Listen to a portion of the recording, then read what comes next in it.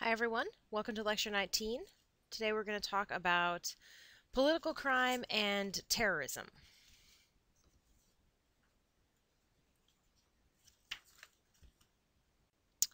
Okay, so as a quick reminder, before we get going, I wanted to remind you all that not this Thursday, but the following Thursday, May 3rd, your final papers are due in class. This is very important. I am not accepting any emails sent to me over email, any papers, sorry, sent to me over email. No exceptions to that. You have to have a hard copy, stapled final paper to turn into me on Thursday when we meet for class as usual. So keep that on your radar. Get those papers done. All right, so we're talking about political crime and terrorism today. And, those are two categories of offending that share a lot of similarities, but there are definitely some differences worth noting. So we're going to talk about political crime first. And really the way that we separate out crimes that are political from other kinds of criminal activity isn't really anything about the action itself, but it's about the motivation behind the act. So what makes something a political crime isn't necessarily always particulars about where or how or what happens during the course of the event, but it's what was the reason for the crime? What was the motivation behind it? That's what really separates out a political crime from your standard other types of Part 1 offending. So, some examples of some of these motivations that would make something a political crime would be things like committing a crime for ideological purposes. So think about that for a second. What would be some examples of crimes that you could say got planned and enacted for kind of ideological purposes? To give you some examples, as you kind of think about it yourself, think about some social or political reasons. So if you're a group who's frustrated with your treatment by the government, maybe you would commit a crime kind of against the state or against the public on behalf of this group to kind of show your frustration at that. There are also, when you think about it, ideological purposes that have to do with morals and religious beliefs. If you're someone who is extremely emphatic about being anti-abortion, for example, there are some examples of some acts of violence that have been put forth by, really extremist kind of groups from that ideological perspective. Another example would be activists that are extremely against allowing easy immigration into this country. So, and there are a lot of different kinds of crimes that could fall into this. I mean, if you think back to kind of childhood, think back to some of the stories that you grew up with. Someone like Robin Hood, I mean, that sounds silly, but Robin Hood is a political criminal. He was unhappy with with the way that the kingdom was treating its subjects, and he was robbing and giving back to them. I mean, he's kind of our original political criminal that we all maybe learned about. So when we're going to be talking about political crimes, we're going to distinguish between crimes that are committed by the government and crimes that are committed against the government. So when you're talking about crimes committed by the government, things that we would call political crimes, you're talking about things like violations of human rights, violation of civil liberties, of your constituency, of the public beneath you, illegal behavior occurring in the process of enforcing laws. All of those are kind of examples of political crimes that you could say sometimes get committed by the government.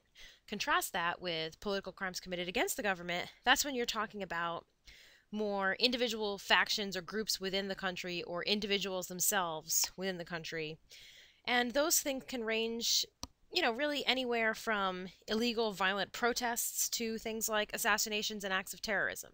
So we're going to kind of run the gamut today and cover a wide variety of these different types of criminal behaviors.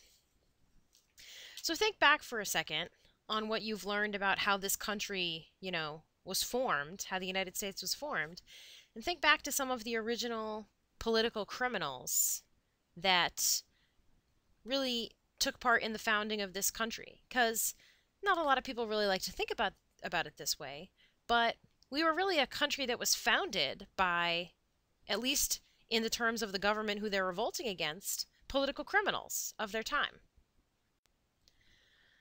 So the fathers, when you think about the founding fathers, you don't think about people that are criminals. You don't think about people that are engaging in acts of terror uh, against the public, against the government necessarily. But they really were. They were, in their age, people that, for ideological, political reasons, were revolting, rebelling, engaging in acts of violence, different types of crimes, to kind of get what they believed in to try to be enacted and formed into a new country. You guys have all heard the story of the Boston Tea Party. If I were in class right now, I would ask one of you to give me your best recollection of what happened. But, the basic history behind what was going on in Boston that led up to that is the people of Boston were upset about the Tea Act, which taxed them for this product. Back then, a lot of people drank tea, a lot more than we do now. So the people of Boston, in the Boston area, started to smuggle tea of their own and revolted against the tea from the British East India Company because they felt they were being taxed unfairly for it by people that they say they had no say in electing as their representatives. So they entered British ships that were filled with tea, dumped them in the harbor. That's an act of political crime.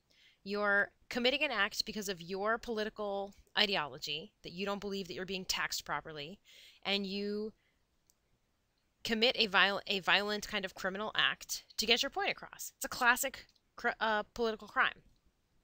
The Sons of Liberty during the American Revolution was a group that had membership in almost every colony and identified themselves under this name during these intolerable acts that were imposed by the British that, subsequently kind of led to the American Revolution.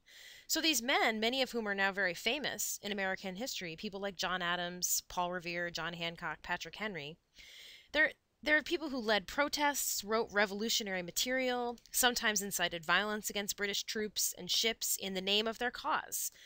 And this idea, when you think about what that is, even though now I think a lot of us would feel that what they were doing, we all benefited from in the long run. Technically, at the time, if you were somebody who was a supporter of Great Britain as one of their colonies, these people were committing acts of political crime. So it kind of just depends on the perspective and who you're thinking about, what perspective you're taking for some of these things. If you're going to believe that the political crime was maybe, valid or not valid, good or bad. Okay, so let's talk about some of these crimes that get committed by the government. So when we're talking about political crimes that get committed by the government, what we're talking about here, more often than not, a lot of the time, are crimes that usually get enforced and actually acted out by people like secret police and state agents. So, in totalitarian states, many behaviors are authorized which we would consider human rights violations. In other words, some of the most heinous examples of crimes by the government are actually technically considered, somewhat legal in some totalitarian societies. Things like midnight raids of people's homes, kidnappings, tortures on behalf of the state. In the United States, we have a lot of these things where if it gets found out that state agencies, secret police, troops, anything like that are found to be engaging in these things, the consequences are very dire. So torturing of political detainees or soldiers, harassment of nonconformist groups, litigation against movements or leaders.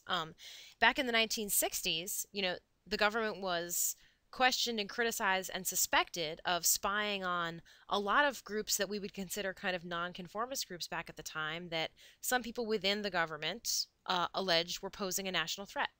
So, and it's come out, in subsequent years, especially after J. Edgar Hoover's files got released to the public, that people like Martin Luther King were being very extensively followed, somewhat harassed.